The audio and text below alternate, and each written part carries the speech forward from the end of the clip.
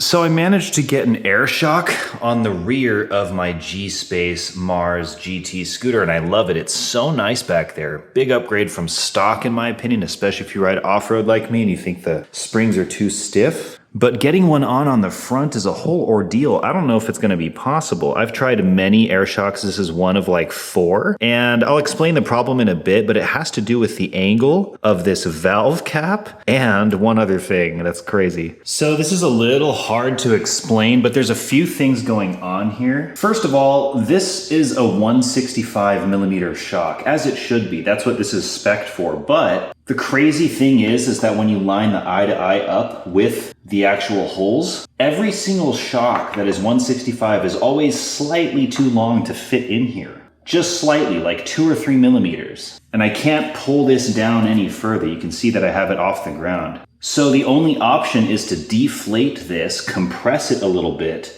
install it, and then re-inflate it, which would actually be ridiculous, but okay, except that this angle, you can never get a shock pump here. And actually this one, maybe you could, but it's just the way that this canister is shaped, it actually won't go back far enough to mount at the bottom.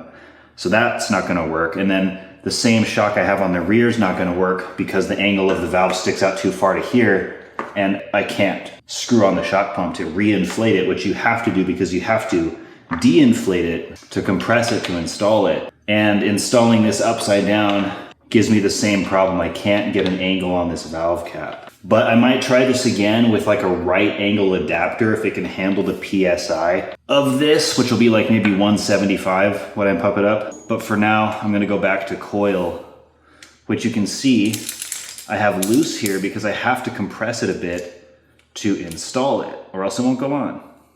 Isn't that wild?